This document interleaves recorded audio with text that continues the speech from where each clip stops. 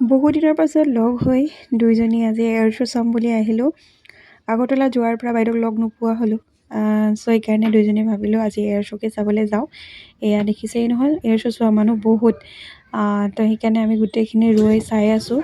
এটা বিল্ডিঙৰ ওপৰত থৈ আছোঁ গোটেইখিনি, ওচৰে পাঁজৰে যিখিনি এতিয়ালৈকে ষ্টাৰ্ট হোৱা নাছিলে। আচলতে এয়াৰ শ্ব' বুলি কওঁতে মোৰ মনলৈ সেই দুদিনমানৰ আগত হোৱা ঘটনাটোৱে আহি আছে, ডুবাইত যিটো ঘটনা ঘটিলে। চ' সেইকাৰণে আহিলোঁ অলপ এক্সপিৰিয়েঞ্চ লওঁ বুলি। আগতে তেনেকৈ চোৱা নহয়, যদিও হয় বুলি গম পাওঁ, কিন্তু অহা নহয়।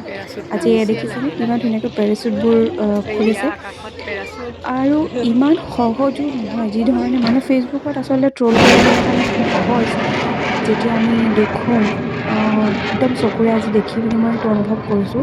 ইমান সহজো নহয় বস্তুবোৰ, যি ধৰণে আমি ভাবোঁ বা যি ধৰণে আমি চকুৰে চাওঁ, হয়তো সেই বস্তুবোৰ ইমান সহজো নহয়।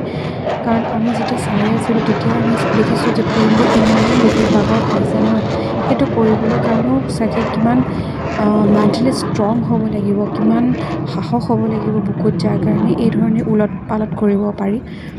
আৰু ফেচবুকৰ বহীতো মানুহে বহুত কথাই ক'ব পাৰে, কিন্তু ৰিয়েলিটি গ্ৰাউণ্ডখন বহুত বেছি বেলেগ হয়। চ' সেইকাৰণে ওপৰতে কিছুমান মন্তব্য নকৰিলে ভাল নেকি মই ভাবোঁ। এয়া দেখিছে কিমান মানে আকাশত কেনেকৈ মানে ইমান কৰ্তব দেখাইছে। আচলতে আমাৰ কেমেৰাবোৰ ঢুকি নাপায়, তথাপিও অলপতো আপোনালোকে আন্দাজা লগাব পাৰিছে চাগে কিমান মানে এইটো ৰিস্কি কাম হয়।